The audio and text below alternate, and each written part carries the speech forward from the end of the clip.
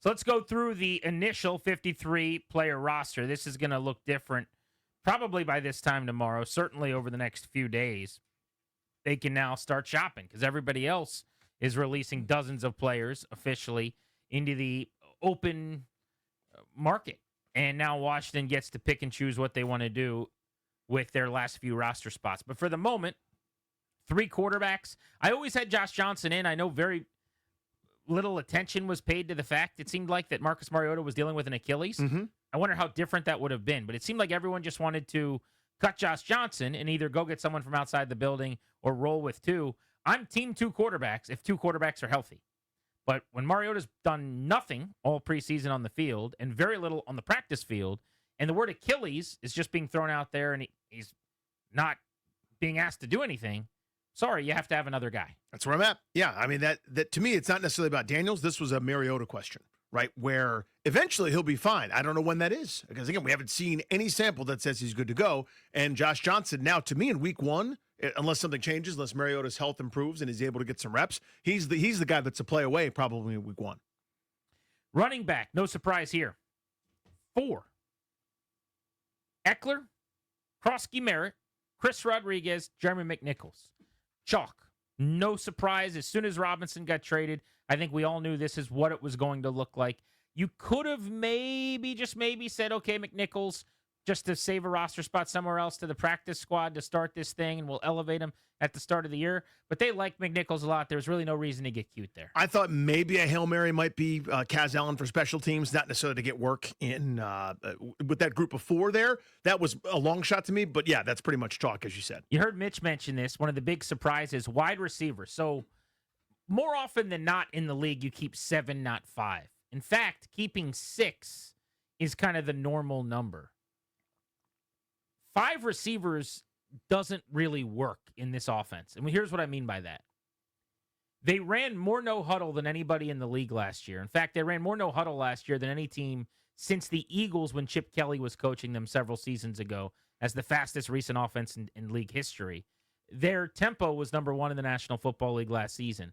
What does that mean? That means that your receivers running routes are going to get fatigued and tired, and they're going to curl off and get to the sideline, and other guys are going to have to run on. Logan was actually talking about this on the Take Command show we did last night, where his point was he didn't think there was a time last year where they didn't use like at least 6 receivers to get some kind of snaps. This just screams to me they didn't feel like anybody else needed to be on this thing. Like, if we really are just talking about earning it, honestly, Luke McCaffrey's on because he was a 3rd-round pick last year, pretty much. There was really 4 guys that truly earned it. McLaurin, Deebo Samuel, Noah Brown, Jalen Lane. And Noah and Terry didn't earn it by way of what they did in the last several weeks. Brown was hurt. McLaurin was holding out for a contract and then holding in just because of their track record. Sure, previous deposits. But McCaffrey's going to be in, so that's 5. I've got a couple people, Instagram at Grant H. Paulson, DMing me and stuff that are upset that Ja'Cory Brooks didn't make the team. He's going to be on the practice squad. I mean, no one's going to claim him. He's an undrafted free agent. If he would have had the entire camp like he had the first couple of days or 3 preseason games like he had against the Patriots, maybe he would have been the 6th. But they feel better about some of the other veterans getting cut, and I totally understand that.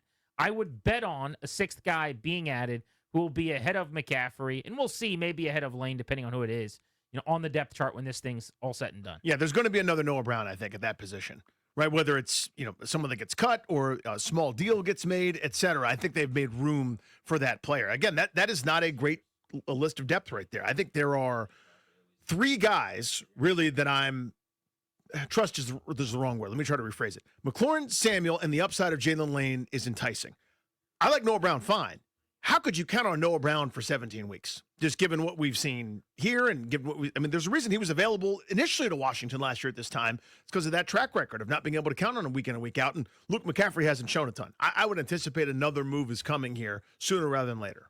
Now, if they kept a 6th, let me be clear, Obama style, Brooks was my guy. That would have been my choice over Osborne, Gallup, Moore, any of those veterans. Because you got to go young somewhere. Just once, please. Oldest team in the league. But they're going to go out and go the veteran route. No problem there. And if he's in the building, what's the difference? Right? Mm-hmm. I mean, if he were to get claimed and you lose him, now we can have a conversation that you made a mistake. It just doesn't happen. every team has the undrafted free agent that had a good camp that they like in their own building. 4 tight ends. I thought this one was super easy and never really worth talking about. Ertz, Bates, Sinnott, Yankoff. Yankoff, people forget, was on the team for almost the entirety of last season and played a lot of special teams. No surprise there. I know you were really interested in tight end just based on not seeing a lot from Sinnott, but that doesn't change much in the way of, who was going to be in or out. Yeah, I didn't know if that meant something for Turner, who we found out, of course, subsequently was released, presumably a practice squad candidate there, but to see how that position would shake out.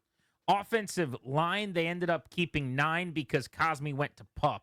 So at tackle, they're 5 deep, which is interesting. Now, Trent Scott can play guard as well, and so can Wiley. So that's why you keep 5 tackles, right? Because those two guys are going to have multi-position flex. But Tunsil, you're starting left tackle with Connolly, presumably you're starting right tackle. Does Josh Connerly start and play every down against the Giants, or does he rotate with Andrew Wiley? We got to figure that out because that's going to determine whether Allegretti's a starter in week 1 or not at right guard.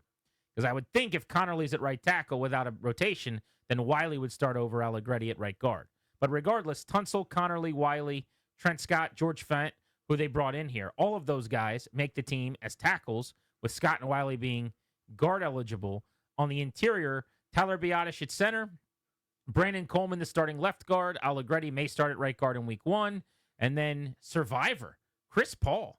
Year after year, it feels like he starts camp and you go, probably not this year. And then he has a good preseason and he's back on the roster. Chris Paul still around as the last lineman in for Washington with Cosme to PUP, which means he will not play in the first 4 games. So do you see Fant as maybe kind of that swing tackle role? Definitely. Yeah, like kind of why am I blanking on the guy's name? Ty Secchi? Yeah, the Ty Secchi role, right? Where he was never the plan, but somehow ends up playing 3 games at left tackle, 4 games at right tackle, part of different packages, etc. I mean, that's just a job. Like that's that's the thing. Being a utility infielder. I mean, everybody's got a swing tackle. You got to be starting caliber third tackle, basically. Fant's played a lot in the NFL. I just thought when they brought him in, you don't bring him in a week before cutdown day to then release a guy with his resume. So I kind of had him in Sharpie anyway, and you were kind of working around him. To the defensive side of the ball, they go with 90 linemen. You and I were wondering, would they keep 10? And they didn't. Defensive ends, well, let me clarify. If you count Von Miller on the D-line, for bookkeeping purposes, for the NFL, because of the number he's wearing, he actually has to be listed as a linebacker. Isn't that weird? Yes. Because he's not allowed to, for whatever reason, to be a defensive end with his number. So, like on all the stuff the team puts out, he's listed as a linebacker. But regardless, he's a D-end. We all know that. So it's Armstrong, Dietrich Wise, Von Miller, Jacob Martin, and Javonte Jean-Baptiste. 5 defensive ends. Then 4 defensive tackles with Deron Payne, Javon Kinlaw, Johnny Newton, and Eddie Goldman. Most interesting thing here was that Goldman made it. I had him out. I thought he just kind of struggled in the preseason and didn't provide the size or the frankly, the push against interior linemen in the running game that I was hoping for. Didn't anchor as well as I would have liked. But maybe that's coming, and maybe he's just kind of working his way into the fold here. So I thought there'd be 10. I thought they were going to go with 10. It's just kind of given the system, scheme, design, et cetera, the idea of having bigger guys up front. Well, the bigger guys tend to tire a little more quickly a lot of times than their smaller counterparts, right? And you have situational type players like I don't want Von Miller out there on first down. I don't think they do either. Now, 2-minute drill is a different story, but the idea that you would have a lot of Frankie Louvu downhill, Von Miller downhill, et cetera, that's fine. But Miller's not there on first and second, taking on, pulling guards and getting double teamed by fullbacks and tight ends and tackles, et cetera. So there's only 4 interior defensive tackles. I thought they'd have 5, again, to kind of keep that rotation going. So that was interesting to me. I thought Goldman would make it despite, as you said, a lackluster preseason. So I thought maybe you'd have somebody else there who maybe could play both, et cetera. Well, here's where the extra body goes is linebacker. Mm-hmm. When you keep 6 linebackers, there's your 10th defensive lineman. Right. So you're debating between maybe a Carl Davis or a Jalen Holmes or somebody like that, or Ale Cajo, who I'm thrilled made the roster. But Wagner and Louvu, your starting linebackers. McGee, next man up. Rookies, Kane Medrano and undrafted Cajo, both from UCLA. Ale started his college career at Alabama. And then Nick Ballore, who's a special teams ace. It's really 5 linebackers with Ballore, just almost exclusively teams. He's not going to play on the defensive side of the ball. Corners, no surprises. The only question was, were they actually going to trade Igbenogany after the Rossini report today? They didn't. Lattimore, Amos, Sanristil, Jonathan Jones, and Noig Benogany. And then safety felt like one of the easiest positions to predict the entire camp. They're pretty deep there, actually. Quan Martin and Will Harris start. Jeremy Reeves and Percy Butler off the bench. Tyler Owens, bunch of special teams, maybe very minimally defense. And then your specialists, Way, Gay, and Ott. You got Tress, Matt Gay, and Tyler Ott. So there's your 53-man roster for Washington.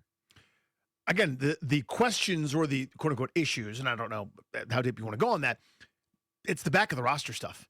You know what I mean? It's the like, who's their sixth receiver? Isn't that always the case? It's normally not who's at the start of the roster. Well, it's more so some years going, who the hell are they going to give the ball to? Who the hell's going to start here? It's now I'm like, who's the backup center among that group? Like, who do I feel most comfortable with? They're in a pretty good spot in terms of what they've done over the last season plus.